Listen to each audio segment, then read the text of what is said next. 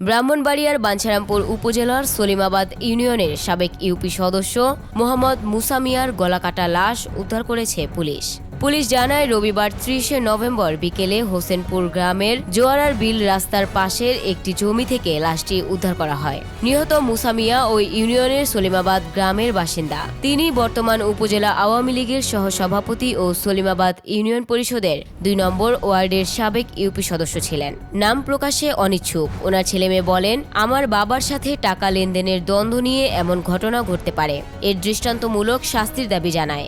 ঘটনার সত্যতা নিশ্চিত করে বাঞ্ছারামপুর মডেল থানার ভারপ্রাপ্ত কর্মকর্তা হাসান জামিল বলেন, খবর পেয়ে তাৎক্ষণিক ঘটনাস্থলে পুলিশ পাঠানো হয়। কে বা কারা তাকে গলা কেটে হত্যা করে পালিয়েছে তার এখনো কোনো প্রমাণ পাওয়া যায়নি।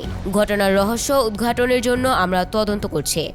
আজ সন্ধ্যায় আমরা অভিযোগ পাই যে সলিমাবাদ ইউনিয়নের হোসেনপুর গ্রামে একজনের অজ্ঞাত একজনের লাশ পড়ে আছে।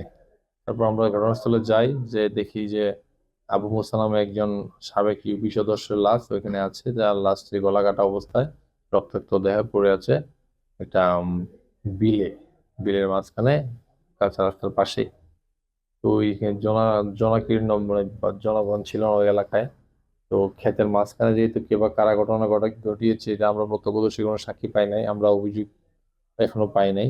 আমরা লাশের সুরতহাল করে লাশ পোস্টমর্টমের ব্যবস্থা করেছি। আমরা অভিযোগ সাপেক্ষে আইনগত ব্যবস্থা নিব। আর তাছাড়াও আইনগত ব্যবস্থা আমরা এমনিতেই আমরা তদন্ত করতেছি, বিষয়টা খতিয়ে দেখছি, কে বা কারা ঘটিয়েছে আমরা তাদের বিরুদ্ধে ব্যবস্থা গ্রহণ করব।